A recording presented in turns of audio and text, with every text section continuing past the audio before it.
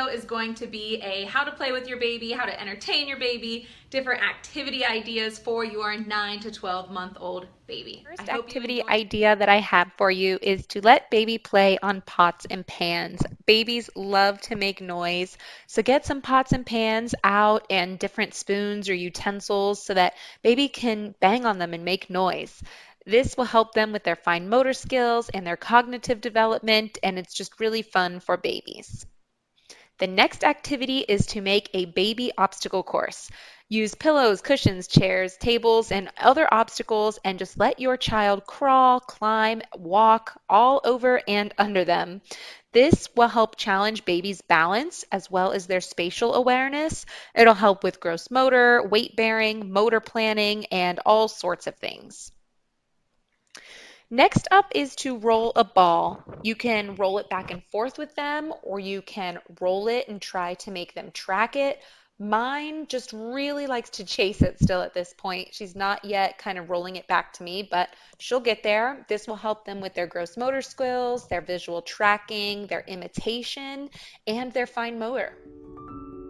The content presented in this video is not meant to replace the advice of your pediatrician and should not be used to inform treatment. The following is meant only to provide recommendations for newborn care. Please consult a pediatrician for medical treatment related to you and your newborn. It's amazing how much brain growth occurs in the newborn period.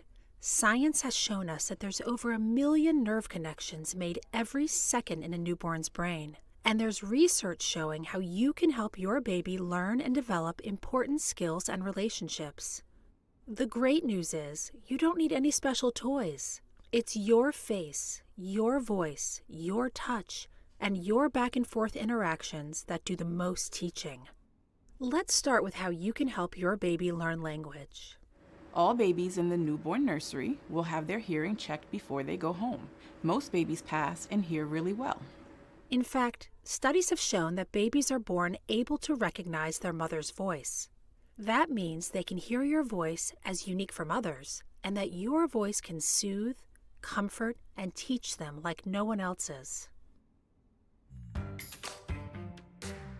Okay, baby, I'm gonna give you some milk now. This is your eyebrows, this is your eyes, this is your nose. Hi, whatever your name is. What is my baby's name again? I don't know. There's a specific way of talking to babies that has been shown to help them learn language best. It's called Parentese. Parentese means using a high-pitched, sing-song voice with real words and exaggerated facial expressions. This is not baby talk like gaga goo goo, which doesn't help to promote real language. Many of you may naturally use this voice with your babies already, like saying, "Hello, sweet baby. Mama's so happy to see you."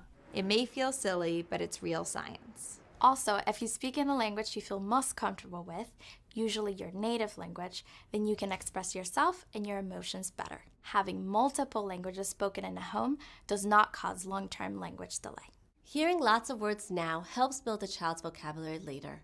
A great way to make sure your baby's day is filled with words is to use sportscasting, which means narrating and commenting on what you are doing moment by moment and saying the steps out loud. Almost like how someone would describe a soccer game on TV. So right now I'm putting you down and I'm gonna be super gentle with your little head. Oh goodness, there you go. Talking to your baby during everyday activities such as bathing, changing a diaper, or getting dressed turns daily routines into opportunities for learning. Eyes, ears. We encourage you to label everything around your child, including things, people, and even emotions. For example, when you're changing a diaper, you can hold up the diaper and say, "This is your diaper. Mama's changing your diaper." All right, Lulu, let's change your diaper. It can feel silly labeling simple objects, but when you do, you're really helping them learn language. You can also label emotions. For example, if your baby's crying during the sponge bath, you'd say, "Oh, you're crying. This makes you upset. I know it's wet and cold, and that's no fun." By doing this, you're recognizing what your baby's trying to say to you and helping them learn how to label their own emotions as they grow. As you help your baby to understand the world around them, you want to try and practice what's called responsive or sensitive parenting. This means observing your baby, noticing and understanding their cues, and responding to them regularly and appropriately with love. There's a lot of evidence that sensitive parenting, back and forth talking, and close connection between a parent and their baby is fundamental to the baby's development and physical health. This type of parenting helps a baby feel that their needs are going to be met, that they're heard and seen and loved, and those feelings allow their brains to focus on all the new things they need to learn and understand. They get angry. Babies cry because they want to take a bath. It's not always obvious what babies are trying to say, and you're sometimes playing detective to figure out what that cry actually means. Getting to know each other takes time, but you're going to learn your baby's cues. As a parent, you'll become an expert on your child. In addition to crying, babies may also stare blankly when they're getting too tired, or look away if they've had too much stimulation. They may also become squirmy or arch their back when they are uncomfortable or upset. You'll spend a lot of time looking at your baby, and your face is their favorite toy. Babies see best up close, so times when you're feeding, bathing, or doing a diaper change are great opportunities for them to see your face clearly. They're watching and learning from your smile, your eyes, and the way your mouth moves while you speak. Let them see the delight you feel when you look at them. We're going to be focusing on milestones for your 9-month-old and activities that you can do with your 9-month-old to help them achieve those milestones. Gross motor milestones. So these are milestones that have anything to do with big muscle groups. So we're talking legs, we're talking arms, big movements. The first gross motor milestone we're going to be working toward is that at this age, your child may start to pull themselves up to stand on furniture. We're going to work toward this milestone by putting some toys up on the couch and kind of encouraging your child to stand up to get to the toys. Let's put them up on the couch. Ooh, can you go get it? Go get it.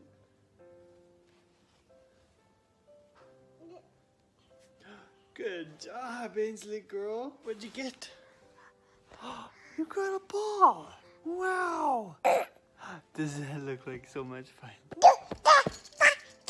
The next gross motor milestone we're going to be working toward is that at this age, your child may begin to crawl. We're going to be working toward this milestone by setting up some obstacles and encouraging your child to crawl through them. Gonna come crawling. Say hi.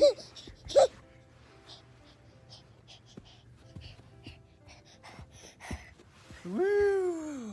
Good crawling. Do you want to go through this one? Oh, Ainsley girl. Hi. Wow, was that so fun? Now we're going to look at fine motor goals, which are goals that are related to the small muscle movements in your child's hands and fingers. And the first milestone that we are going to be focusing on is a modified pincer grasp. A true pincer grasp is where your baby uses the tip of their index finger and the tip of their thumb to grab things like in a pinch. A modified pincer grasp is where they're going to use the pad of their index finger and the pad of their thumb to grab things. We are going to practice this milestone by doing an egg carton pickup. Use an empty egg carton and place 1 Cheerio in each of the egg cartons. Then model for your baby going in with that index finger and the thumb using that pincer grasp to pick up the Cheerio. If this skill is just developing for your baby, it might be a little bit of a challenge at first, but with more practice, she will get it. Do you want to have some O's? Yeah, come on up. Hello, girlfriend. Let's use our pinch. Pinch, pinch, pinch. Did you? Oh, you did get one. It fell down.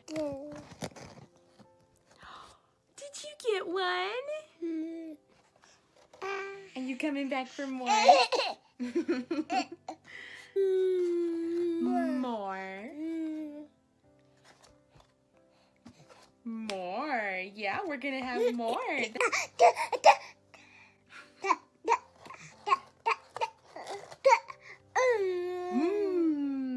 Yay! You got another one! Now, if your baby is anything like Ainsley, they will figure out that they can easily get them out by flipping the egg carton, so make sure you hold on. Our next fine motor goal for your baby is that your baby is beginning to try to turn the pages in a board book. Most of the time, they will still be turning multiple pages at once. And the way that we're going to practice this is by giving them opportunity and reading with them. Help your baby to turn the pages while reading the book. Especially with board books, if you just put pressure on the front and back cover, usually those pages will fan out just standing in the air, and your baby will have lots of opportunity to reach forward and turn them. Do you want to pick out a book?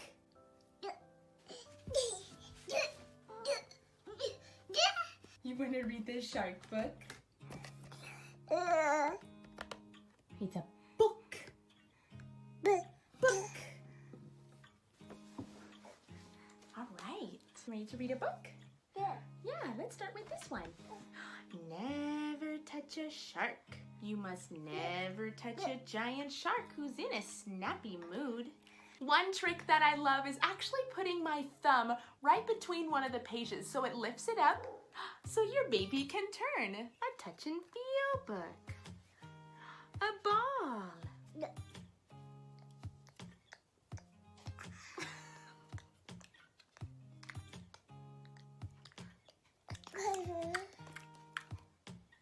I'm just copying you.